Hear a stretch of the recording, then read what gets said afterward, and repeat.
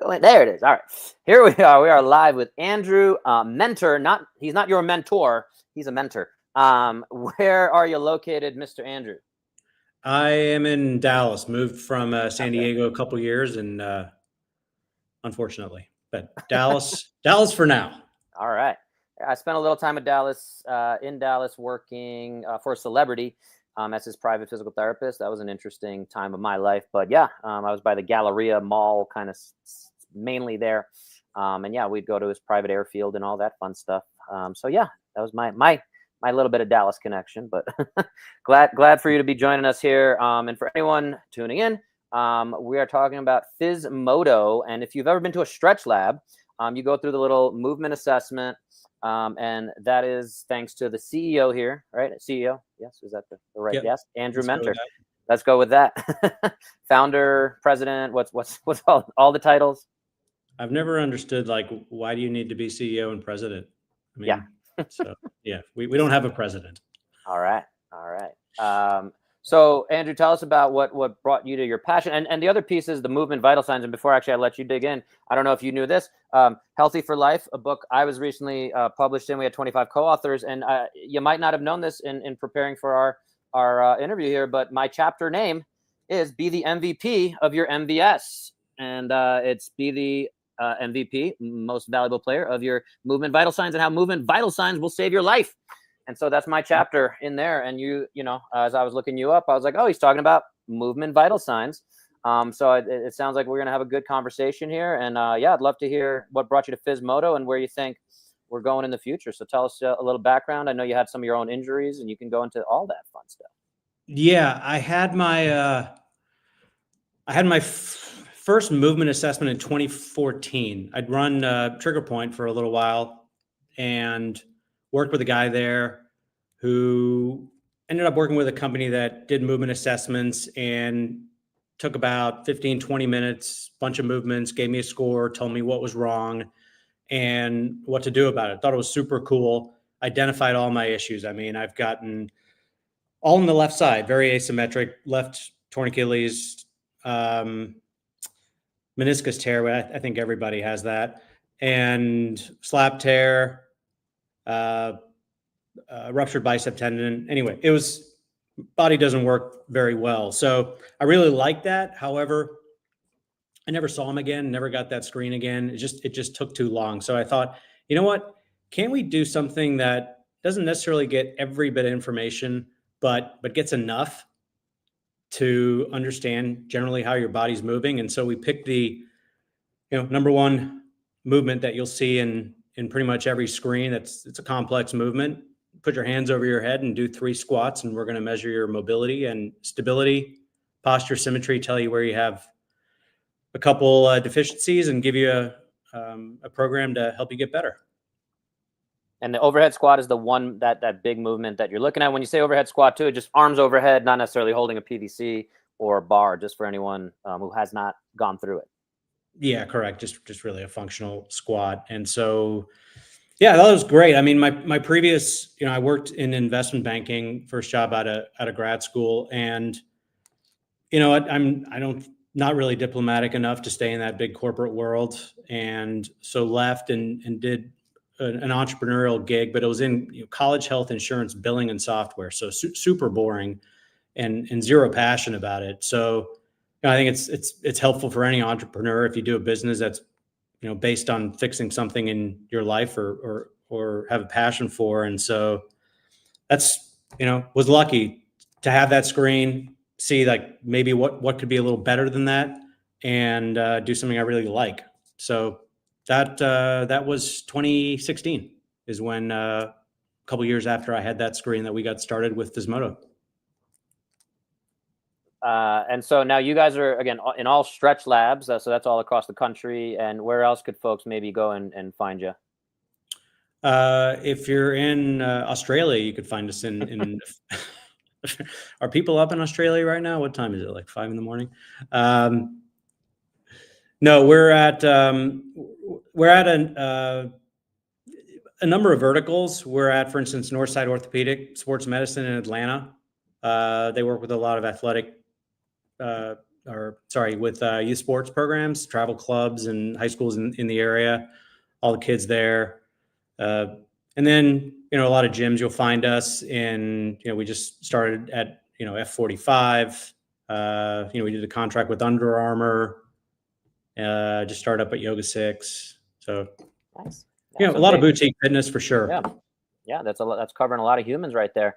But you also have the app, and folks can get the app on any Android or iPhone. Any other, Google Play, is that a thing? I don't know. Yeah, I've just figured that out. So you go to the App Store to get your if you have an iPhone, you go to the Google Play to do your Android thing. Okay. So all our developers have Android. Supposedly it's better, but I like my iPhone. I think I'm sticking with it. I don't know. I hear that all the time. I know a lot of people love their Droids, but yeah, I don't know. Whatever. We're not gonna win that debate today. I don't think. Why don't we? I don't think we're gonna have it today. No. Why don't we just get into some politics? Republican, Democrat. Let's go. Sure. Red state, blue state. Let's go. No, we're all joking. So movement vital signs again. Overhead squat. We're looking at. Can you give us a little more insight on what other, is that the only thing, or again, having gone through it, I knew there were a few other movements that I did back when I did it at Stretch Lab, but yeah, any other movements or things you want to share that folks can do? And again, on the app, they can go and do this consistently and kind of keep checking themselves. Is that right? Yeah, I mean that's the idea. So we've always stuck with the one movement, and very fortunate when we got started. We partnered with TRX, and a guy named Chris Frankel was there at the time. He's now with Beaver Fit Sports Science. Just really, really bright guy, and effectively served as our product manager. And he's like, "Look, you're going to get about 75% of what you want through this. You're not going to get everything. If shoulder rotation, we're not going to get that." But you kind of balance how much information you want to get versus having high throughput. We want people to do this as much as possible because, just like you wake up and, I mean, imagine measuring your sleep, twice a year. It's not good information. There's too many variables. And so similarly, you're a CrossFitter or an ex-CrossFitter, the difference between your movement the day after your 1 rep max and deadlift is probably different than after a rest day, if you had any. So we just want to get you as many screens as possible, kind of get your baseline and then go from there. So that's why the one movement. In the first year, we went to IRSA, big fitness conference. I think they're now Health Fitness Association. We did 1,000 screens over 2 days. So yeah, there are other screens that we compete with that have a number of different movements, but we stuck with this. Don't expect to deviate. Gotcha. Yeah. I think I heard you talking on a few other podcasts about like measurables, trackables. I got my Whoop on right now in terms of checking your nervous system and seeing how, again, you're performing again with these consistent data points. Like you said, if you had a hard workout the next day, you might instinctively know I shouldn't go and do another hard workout. But it might help to say, oh, hey, your squat is now 10 degrees off or 10% off. And maybe let's not do another set of squats. Again, someone who's an Olympic lifter might be squatting 5 times a week because they're just doing that in they might have a snatch day, they might have a clean and jerk day. So they're doing a lot of squats all week long. And so they might not have the option to not squat, even if their movement's a little bit off. But I guess coming back to it is you have the assessment, you have those data points, but then what are the recommendations? Is the app giving recommendations? Are you partnering with, again, physical therapists or anyone else to kind of say, hey, like, yeah, let's make sure you're addressing your hip mobility, or these are things that might be leading to that imbalance, again, in a Stretch Lab? I guess the other question is research wise, I've been familiar with you also talked about functional movement screen, right? That sounds like it's somewhere in the pantheon of what you're working with there, and would love to touch base on that. But so yes, I guess my question is there any research that has been done through this, and is there any upcoming, especially with all the data points it sounds like you can collect with Stretch Lab, F45s, and all these other boutique studios?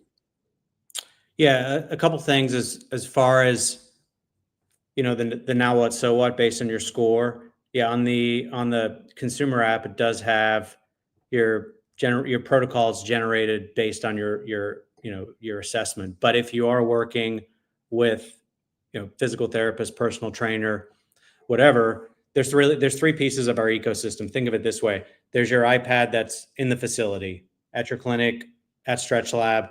There's the consumer app that you can take it home. And the middleware is a dashboard where personal trainer can track all of their clients' data, history, so forth, and then look at the exercise protocols and send you, here's your shoulder protocol because that's terrible, or I'm going to create my own and send that to you. So that's the three pieces of the ecosystem. It's nice to be able to reach someone at the facility, in the four walls, and remotely, and that's I think important given the dynamics of life today. As far as research, the fun stuff is really ahead of us. And you mentioned, did you say Whoop, or did I Yeah, I'm a Whoop user. Yeah. So I've used Whoop before, and I'll give you an example. I have talked about it before. So, but it's a good example. So I went on a long hike on a really warm day, slept really well, great HRV, and high 90s on my Whoop. I have a torn meniscus that I'm not doing anything about other than walking backwards on a treadmill and a few other things that you would know better what works. But I woke up, and I'm average on our screen. I get about a 50. We're norm-based scoring, and I had a 34 that day. So my 97 or whatever on my Whoop with the message that, hey, Andrew, today's your peak day, go crush life. No, because I couldn't move. I spent the day, on a couch in Normatex. So what we think is you need more than those biometrics. You need the biomechanics piece of it. Similarly, we're not getting everything either. We're just getting the movement piece. So we are integrating, and this is a couple months out, where we're partnering with a company called Rook, and it's an API. So when you onboard on our app, when you put all your information in for you, it would say, hey, Dr. Bo, do you want to integrate your Whoop data? And if you do, you don't need to have the same thing that you're seeing on your Whoop app, but it can look at trends. And this is when I talk about the interesting data. So how does your poor flexibility influence your sleep, your stress, everything else going on? Because there is the research that says that, poor mobility will bleed. It's not correlative. It's causative, if that's a word. So that's the data we're most excited about is really getting those two pieces. Yeah, that's really interesting.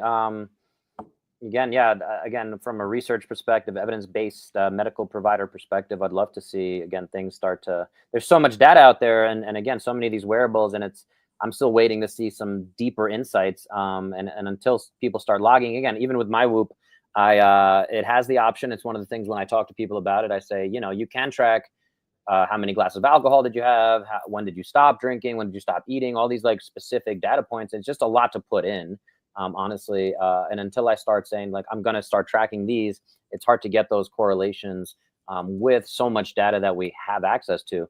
It's really interesting too, in being in this space for so long. Google Health was a thing for I feel like less than a year. I don't know if you remember Google trying their hand in health, and even they failed. Apple Health, or they gave up on it, I should say. I don't know if we can call it a failure, but and then Apple Health also is a thing, but it doesn't seem like you're getting a lot out of it. So again, in this space, it really is interesting with AI emerging, and we seem to be. It feels like we're on a precipice of something big coming, or some kind of amazing thing. I'm just waiting for around the corner. And then do you know Spren as well? Yeah, I know Jason. Jason, yeah, I'm talking to him right after we finish, pretty much. And we all got connected through Eric Malzone here, and shout out to the podcast collective there. But so it's interesting.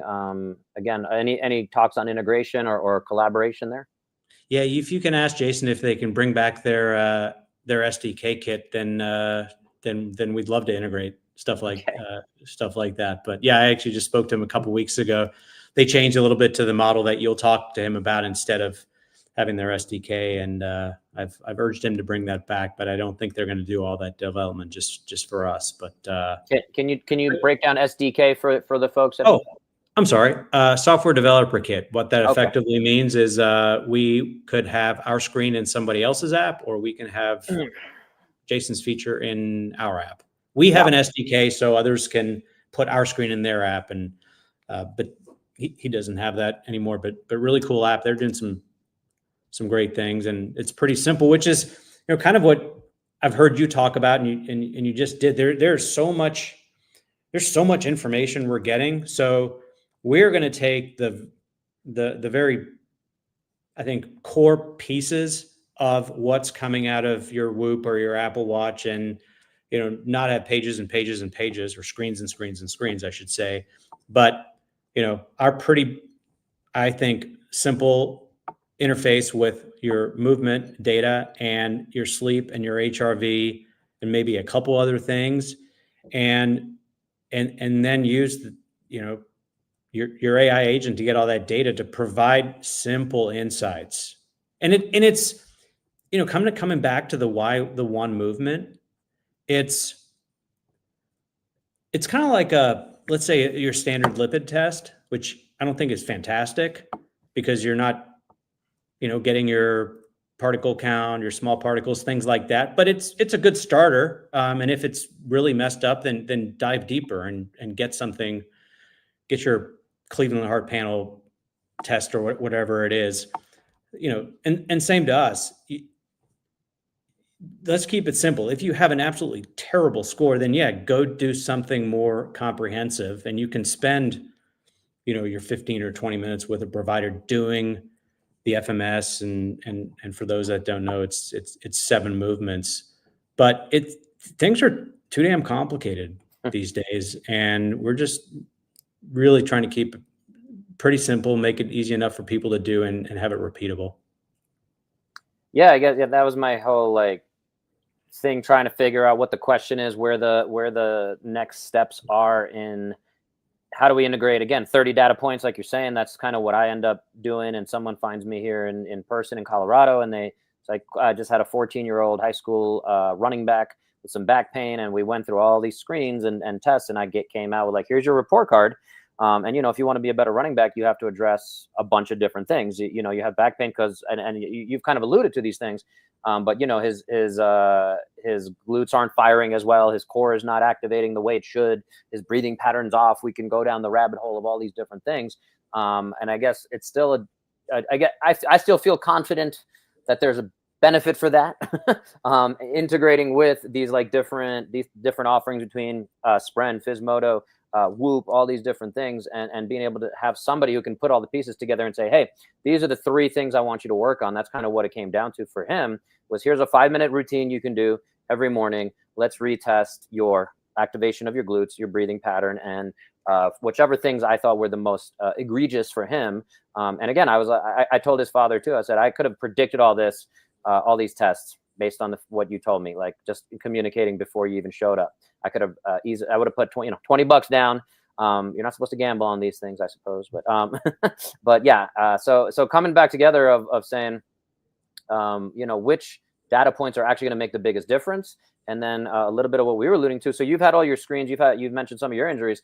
What are you kind of doing on a daily basis, I guess? You mentioned the hike example as a good way to use that as a data point, but and have an actionable response. But I guess the question is, with all your injuries, like you said, you're not doing much for the meniscus, but are there things you can be doing and looking at your squat and seeing can we improve that squat via a very particular program for yourself?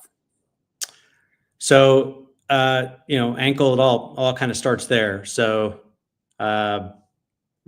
just doing just a lot of mobility work around that. On my shoulder, more stability stuff now, and I've added BPC 157 to see how that helps with. I mean, how long you been doing that? I just started a couple weeks ago, okay. so No real change yet. No, nothing yet. But I mean, what I like, you mentioned prevention. So yeah, someone has your poor hamstring flexibility, core, hip mobility, whatever it is. Yeah, you're probably going to get a bad back there. But I mean, it's, you know, it's not only just prevention, but it's when I tore my Achilles and had my problems on my left side, I was able to see what my baseline was for that flexibility and then kind of track it over time and see it slightly improve. And then I knew, okay, I'm close enough to baseline that I can get going again. And so, that's another way to look at it. And I kept doing it because it only took 30 seconds. It's not as easy as waking up and rolling out of bed and knowing your HRV and sleep data, but it's close enough. And people in your world, pro college athletics, everything. I don't think there's anyone that will deny the importance of understanding how well someone moves.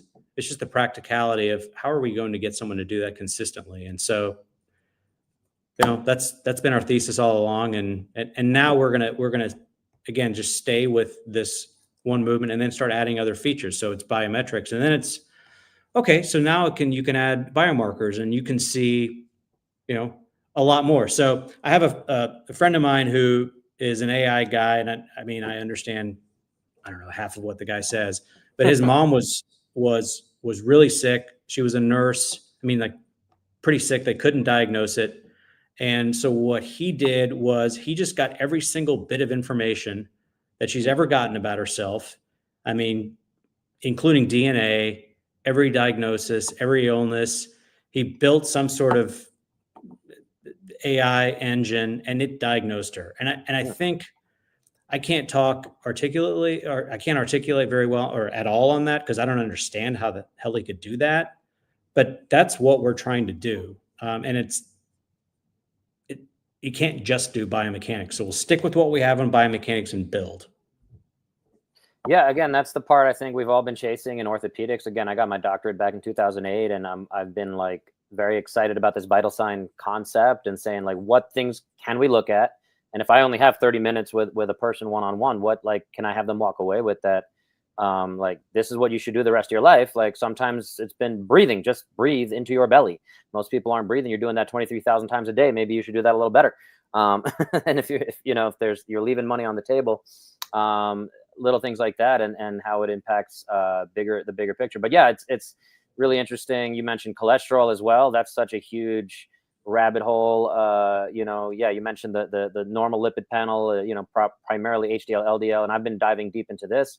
As my father died of a heart attack at 41, I am 41, and just been again had the basic lipid panel, and there's at least 15 types of cholesterol that you can measure. You kind of alluded to some of them, and it's really fascinating to say, yeah, not every general practitioner or cardiologist is going to even do that testing. And I spoke to my cardiologist, and he said, "Hey, I want you on a statin." I said, "Well, what about like VLDL, and what about all these other lipid panel things?" And he was like, "Yeah, I don't really care," kind of, sort of. Not, and I was like, I might go somewhere else. And actually, because before I get on a statin, and that's the piece too that it comes back to is what data and when do we actually make change, and how do we actually say, like, if I'm going to go on a statin, I better be darn sure that I think a lot of us just take it. And again, he was like all excited to argue with me, and he's like, "I actually like this." He's like, most people are just like, "Yeah, just give me the pill." But I come back to, yeah, what are we actually measuring? Again, in my chapter of the book here, Healthy for Life, everyone can get it on Amazon or wherever you get fine books. I talk about grip strength. I talk about being able to sit in the bottom of a squat for 10 minutes. That's a Kelly Starrett. We were talking about him a little bit. That was his very first video for anyone who's a fan of him and the Ready State. His very first video, he did 365 days in a row. He did videos back in like 2010 with the very old school iPhone. And his very first video was, can you hold 10 minutes bottom of a squat? So that stuck with me. And again, that's not necessarily based on any one piece of science, evidence, whatever. It's just kind of this seems like a good arbitrary thing that with a lot of evidence based somewhere around it does that. And again, the overhead squat, have you kind of kept up with, again, even what functional movement systems, the FMS folks, have done with that, because I think they've changed that up a little bit. And again, that's one of my critiques of their system, having gone through their training. I even did the TPI certification. That's the Titleist Performance Institute golf fitness instructor, for those at home.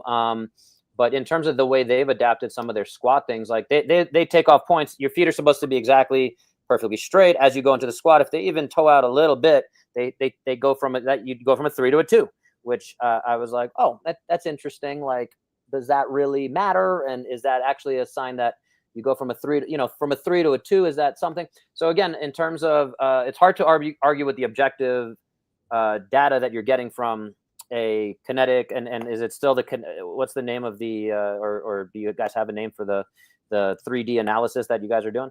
Yeah, so you're probably talking about the Kinect camera, which it used to be the one in the Xbox, the 3D. And so originally we used a big Dell unit with that Kinect camera in a big kiosk. It was cumbersome and certainly couldn't get to the consumer. Once the mobile phone technology got a little better, they have this 3D camera on the back, 2D camera on the front, and that is more for like facial recognition. But we were able to develop a patent around that, so we can effectively infer all 3 planes of motion from that front camera. And so long answer is no, it's not the Kinect. The technology is good enough on the phone and iPad to do it there. So fortunate for everybody. But I want to come back before I forget this on this. Yeah. Not like we have to talk about cholesterol forever, but although I would like to, because to me that's very interesting. But so I think your standard lipid panel is part of your basic annual blood test, along with and so the one that's testing all other 15 components is not included, and that's it costs a lot of money, and so it's very likely that is the reason. And so I know you've talked about in the past, I mean, this gap, the socioeconomic gap of why things are tested and why things aren't tested, and it's not socioeconomic whether it's 30 seconds or 20 minutes, but that's analogous. Is the 20 minutes of a movement screen is like the several $100 test for cholesterol, which again we're not doing. And so I guess maybe that's a stretch of an analogy, but I just think we see it with a lot of tests. There are maybe more comprehensive, better tests, but you do something. It's kind of like, I think what maybe Juliet or Kelly said on their podcast, when someone says, go do, this should be your fitness routine. And I think it was Juliet who said, just go do something you'll do that you like and you'll do. You just need to do it. Go get a movement screen. I get it. Don't spend 15 or 20 minutes. Just stick your camera up against your water bottle and squat for 30 seconds or 3 times. Sorry, I went on completely multiple tangents there. That's all right. That's what this is all about. That's the Bono's Health way. That's definitely, like you said, we have similar, I think, personalities or sense of humor somewhere in there. So that's definitely, I'm a very tangential speaker as well. So definitely don't apologize for that. But yeah, I'll come back to kind of my business model, sort of. One of my offerings is I do an online virtual fitness assessment. So it's 21-point checkup, just like you go to your mechanic. You're getting a report of, hey, your brakes are this, your wheels are this. You need to address this, that, or the other thing. So same thing. It takes about an hour. I usually break it up over 4 days, but I tell them they could do it in 1 straight hour if they just go through all the videos. They watch the video, they tape themselves.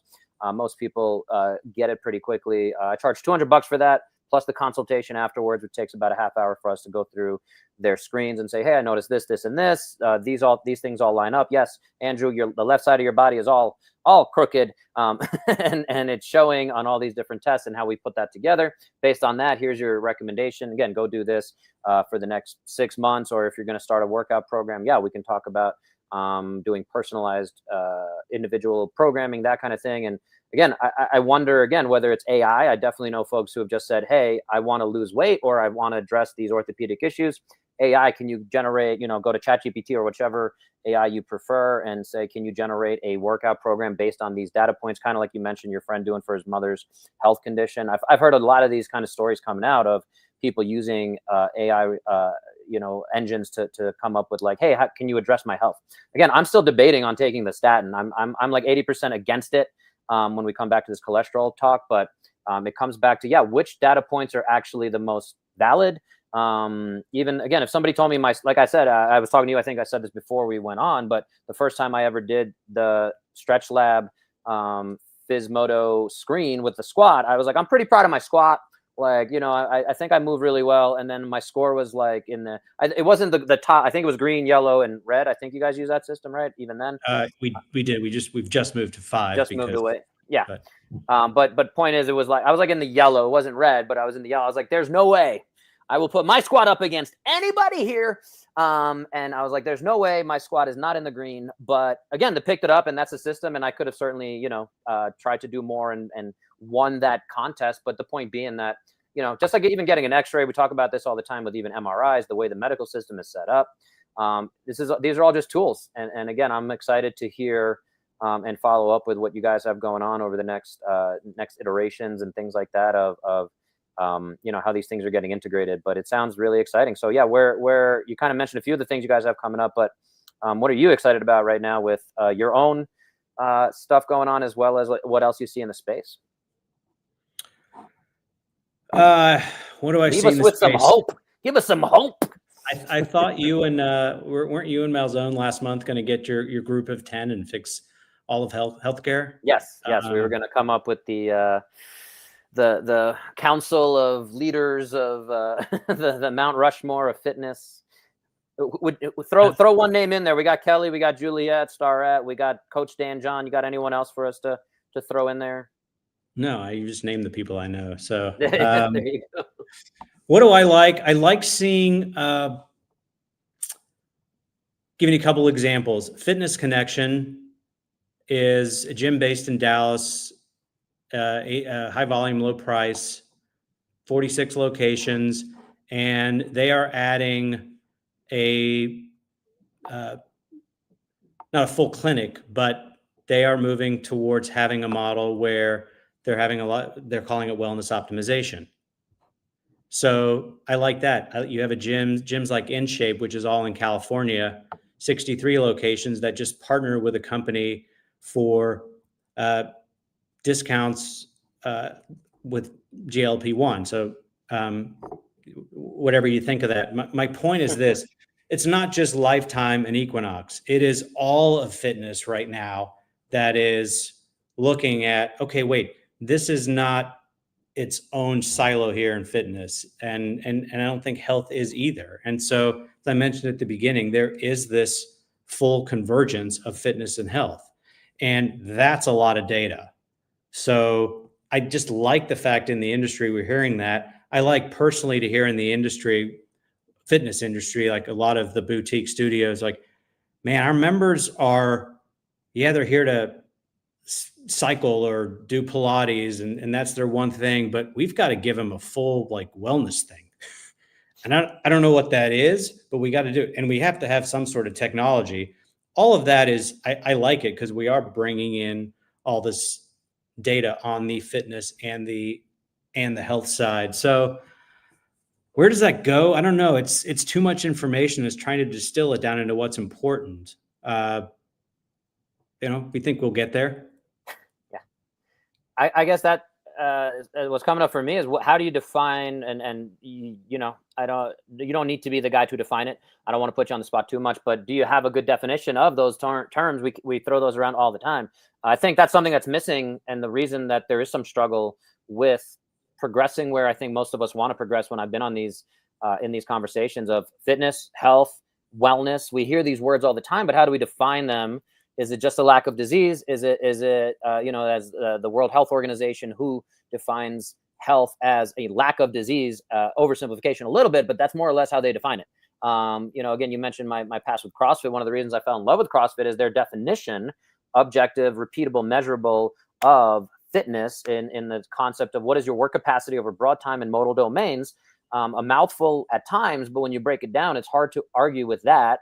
I do think that, stuff like F45, that's my complaint with them, is they're missing big pieces of those fitness. You mentioned Kelly saying, Juliet Starrett saying, whichever thing you can stick to, great, stick to it. That's better than not doing it. But again, then when there's still gaps in the system, I think it's so complex. Like I alluded to Google Health kind of exiting the space because I think they just realized it's like way too much. There's nothing here that they're going to solve. And for Google to give up on health, it's really amazing. And again, for the healthcare system, I've heard you've also in some of your appearances talk about lifespan versus health span.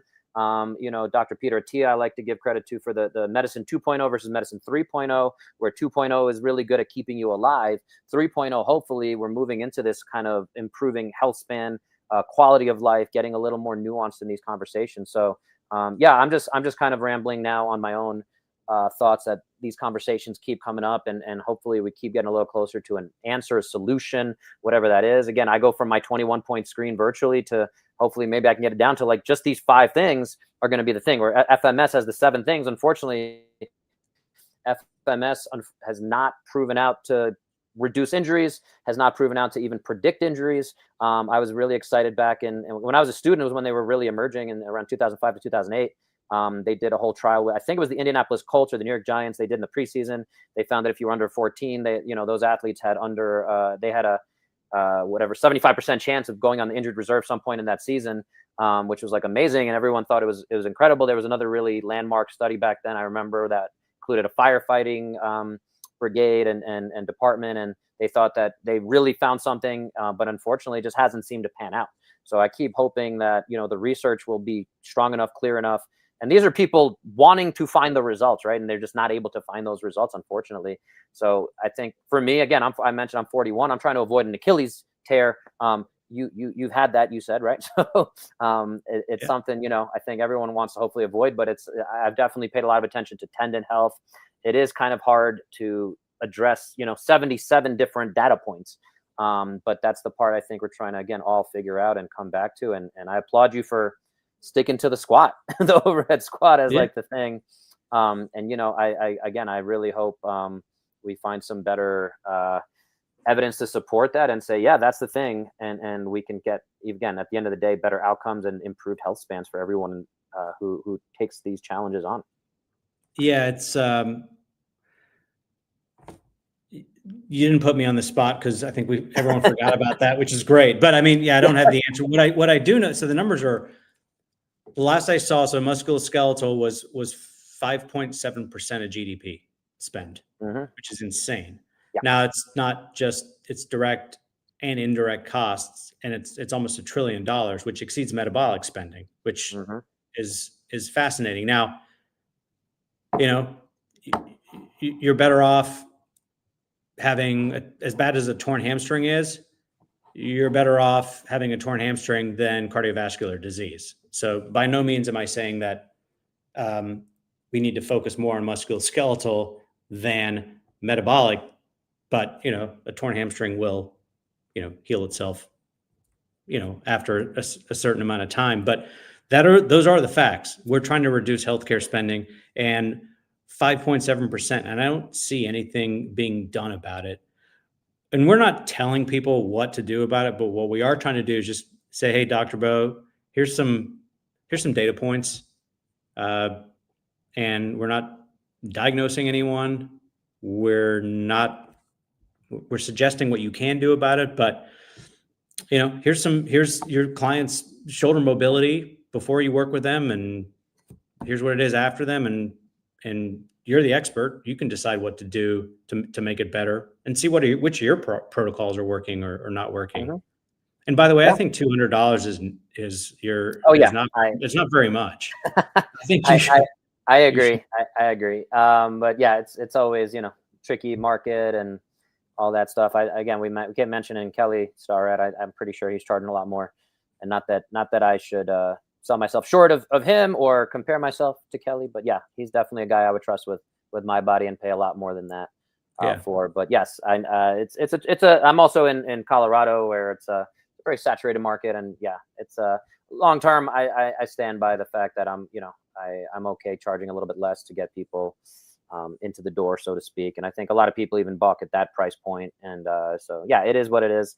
Yeah. You could choose, to appeal to the lowest common denominator. You could choose the high end ticket and market, and there's a whole conversation there. And but yeah, it's really interesting piece of the puzzle. So, Mr. Andrew, appreciate your time. We're gonna cut it off here. And if you have again closing thoughts or tell folks where to find you, just go to the App Store and get Physmodo.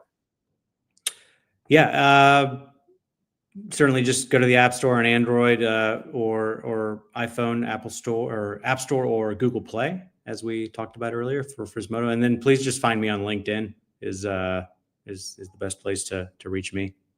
Love it. I hope everyone got at least 1% better through this conversation. I know I did. We're getting 1% better with every conversation. And on that note, Mr. Andrew Menter in Dallas, Texas right now, we will bid you adieu and hope to see